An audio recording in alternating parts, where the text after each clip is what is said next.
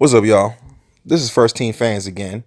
And we first just want to say that if you're listening to this, thank you for making it past the title without immediately branding us in this video as sexist. It's with all sincerity when we say that the intent of this is in no way meant to disrespect or denigrate the awesome athletes of women's basketball. This is simply our opinion on a way to enhance an already great sport and take it to another level. It's our hope that people will listen to this with an open mind, and who knows, maybe some of y'all will even agree with a few of our points. If nothing else, it's something to think about and discuss. Now, as I said earlier, I'm not here to belittle the WNBA. But you know what? Maybe that potential assumption is part of the problem. Because of the fact that women's sports are far too often hated on by men, there's an immediate perception that any suggestion about lowering the goal is male chauvinist. Phoenix Mercury superstar Diana Taurasi called it putting them in skirts and back in the kitchen. Now, I acknowledge that unfortunately that's probably so in many cases, if not most instances. But for me, a shorter basket in no way is an admission or concession of inferiority. I already told y'all I think WNBA players are top-notch athletes. They're better athletes than me and just about any other dude I know. On the other hand, let's just start with the obvious. Math. The average height for a WNBA player is 6 feet.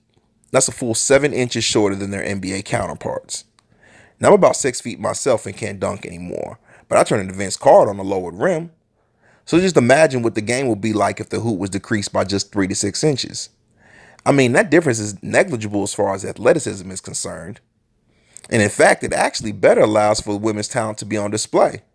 It's all relative. Steph Curry looks short next to LeBron James, but he's taller than most men alive. So do you think NBA players will look as athletic playing on an 11-foot basket? It's not about one sex being better than the other. And also, it's somewhat weird that would even be a concern, considering the ladies already play with a smaller basketball than the guys do.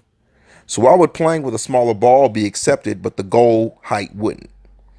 I'd even guess that most women probably at least started out playing the game with a man-sized ball.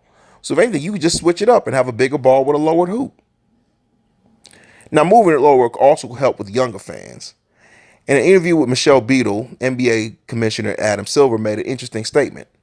Now, according to him, male viewership, especially older men, is not the problem. It's getting the attention of the women aged 21 to 34. So really lowering the goal would be a lot less about attempting to attract men than about younger people of any gender. A steady flow of younger consumers is vital to the sustained growth and success of just about any industry. Now, speaking of older men, I can already hear the clicking of your cell phone clips and the tightening of your New Balance laces as you hit the warpath screaming your favorite word, fundamentals. Now, I ain't going to go into detail about what I think is the true mindset of people who talk like that. But what I will say is that it's not that far-fetched for a person to be both fundamental and athletic at the same time. Also, to be an athletic person, it doesn't have to mean they're going to lack fundamentals. The two are not mutually exclusive. Less height on the basket won't all of a sudden make WNBA players forget their skills. Now check this out. No matter how you look at it, something has to be done. Even though viewership is up in 2018, it's still only around 270,000 people per game. That's more than 1 million less than the NBA garners. And now close to 8,000 fans attend every WNBA game, and that's 10,000 more bodies filling WNBA arenas. And it don't end there. It hits where it matters most, the bottom line. Women are unfairly paid only about 20% of WNBA revenues. The men receive around 50%. Then that needs to be corrected. But even with an equal share, the women would still make much less. Their pie is just a lot smaller. The NBA generates about $6 billion in annual income. Adam Silver estimates the WNBA brings in close to $60 million. And some teams are actually losing money. Hey, women lie, men lie, numbers don't. They also can't be ignored. Now, the WNBA brass has tried to come up with all kinds of tactics to increase popularity and interest. For the most part, they've been ineffective at best and cringeworthy at worst. Remember the shorter and tighter uniform idea? Now, why not try incorporating the most exciting play in basketball? It's not like the value of the dunk is a secret. Nothing gets the crowd on its feet faster than a vicious throwdown. The majority of basketball highlights are slams. Dunk contests can be found in every league or level or event in the world.